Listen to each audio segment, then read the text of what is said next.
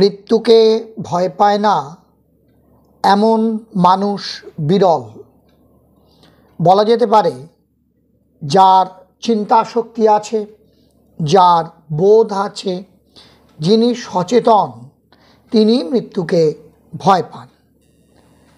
আমরা আজকের আলোচনায় যে বিষয়টা নিয়ে আপনাদের সামনে উপস্থিত হয়েছি সেটি হলো যে খুব আকর্ষণীয় একটি বিষয়, যে প্রতিটি মানুষ মৃত্যুকে ভয় পায় কেন।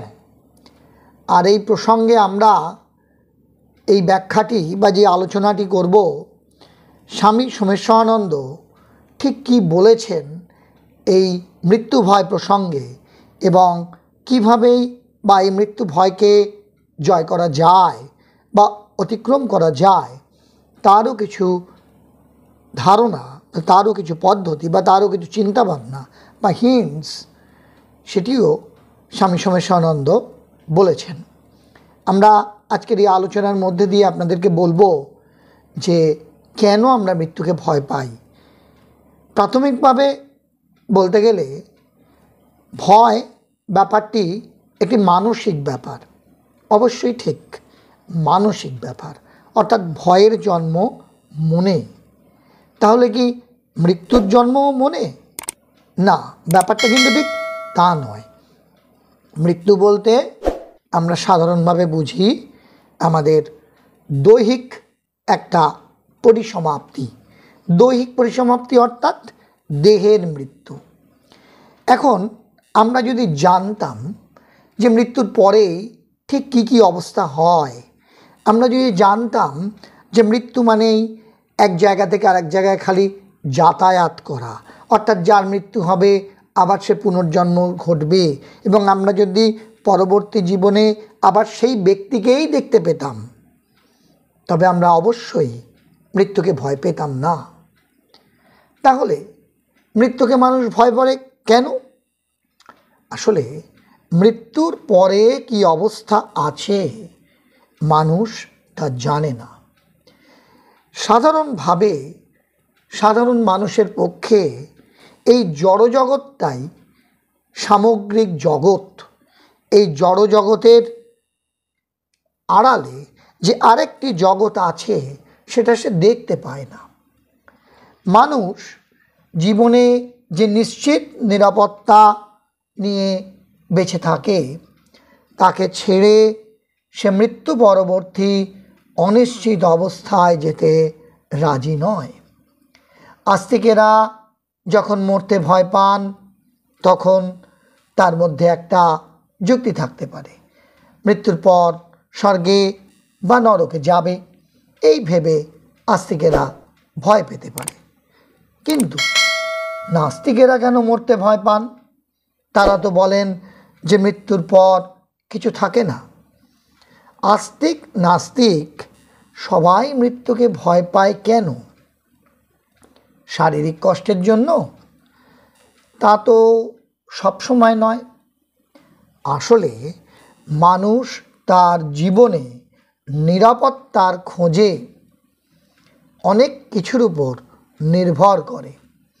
তার স্ত্রী বা স্বামী, সন্তান, আত্মীয়, বন্ধু, বাড়ি, ব্যাংক অ্যাকাউন্ট ইত্যাদির অজস্র মানুষ ও বিষয়ের উপর সে নির্ভর করে, ডিপেন্ড করে।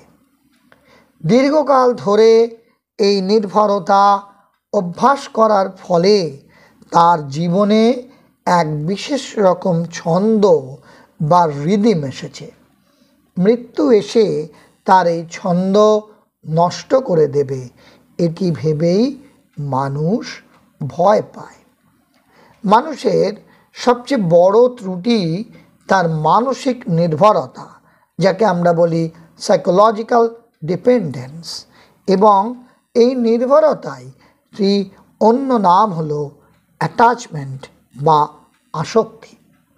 মানুষ আসক্তি তার স্ত্রী অথবা স্বামী, সন্তানে, বাড়ি, গাড়ি, সম্পত্তিতে, বন্ধু বান্ধব, আত্মীয় স্বজনে।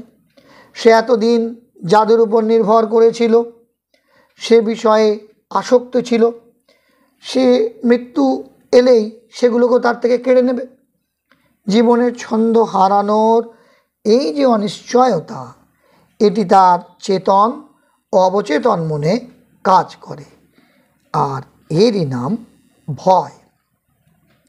খেয়াল করলে দেখবেন যে মানুষ সবসময় নিরাপত্তা বা সিকিউরিটি খোঁজে এবং নিজের জীবনে সে এক ধরনের কাল্পনিক নিরাপত্তা গড়েও তোলে। কাল্পনিক শব্দটি ব্যবহার করার কারণ হলো যে কারণ স্থায়ী নিরাপদ বা পার্মানেন্টলি সিকিউরড বলে এ জগতে কিছুই নেই।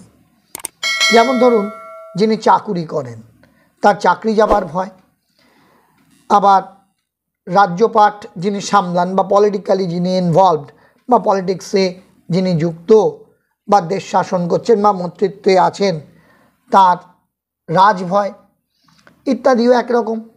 অপমান বা মানহানিকেও মানুষ ভয় করে, কারণ সমাজে বা পরিবারে সে এতদিন যে সত্তা বা ইমেজ বা স্টেটাস বা স্থান নিয়ে নিরাপদ একটা অবস্থান গড়ে তুলেছিল, অপমানের ফলে সেগুলি বিলীন হয়ে তাকে এক নতুন সত্তা ও স্থানে সরিয়ে দিতে পারে।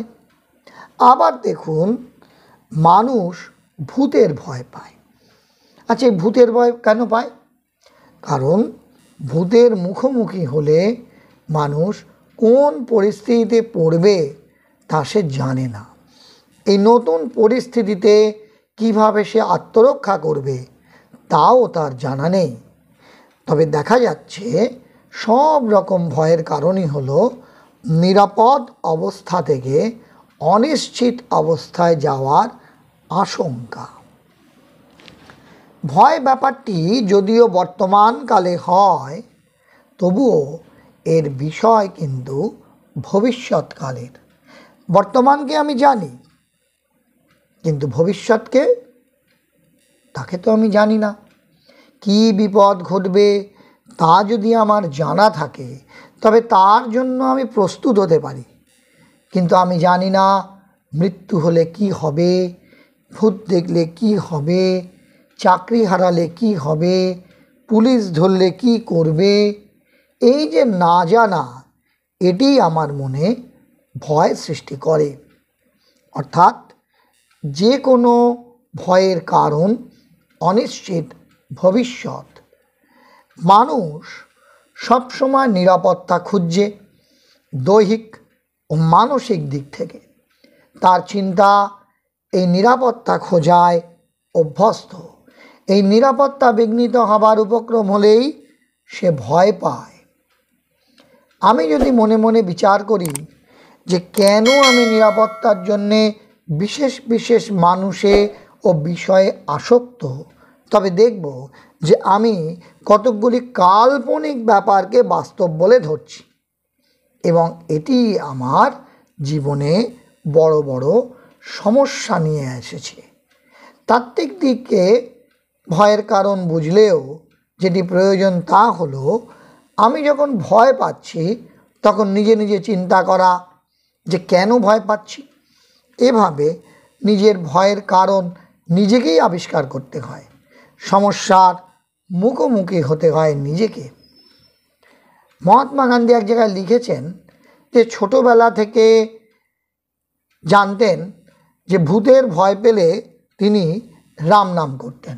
আচ্ছা, রাম নাম করলে কি ভূতের ভয় চলে যায়? আসলে ভয় ব্যাপারটা হলো মনের এক বিশেষ অনুভূতি। ওই যে আগেই বললাম যে অজানাকে, অদেখাকে আমরা ঠিকমতো বুঝতে পারি না, জানতে চাই না। অর্থাৎ অদেখা বা অজানার প্রতি আমাদের ঠিক ইনসিকিউরিটি ফিলিংস একটা কাজ করে যায়। এই জন্যই এই অজানা অদেখা ব্যাপারটার জন্যই আমরা মৃত্যুকে ভয় করি। তাহলে বন্ধুরা, আজকের এই আলোচনায় আমরা আপনাদের কাছে উপস্থাপিত করলাম যে আমরা ঠিক কী কারণে মৃত্যুকে ভয় পাই, যদিও মৃত্যু আমাদের জীবনের অমোঘ সত্য। আজকের এই আলোচনা যদি আপনার ভালো লেগে থাকে, যদি আপনাকে সাহায্য করে থাকে কোনো রকমভাবে, তবে অবশ্যই আপনি লাইক করুন, কমেন্ট বক্সে আপনার সুচিন্তিত মতামত লিখে জানান এবং চ্যানেলটিকে সাবস্ক্রাইব করে আমাদের পাশে থাকুন। সকলে খুব ভালো থাকুন, সুস্থ থাকুন, আনন্দে থাকুন। ধন্যবাদ।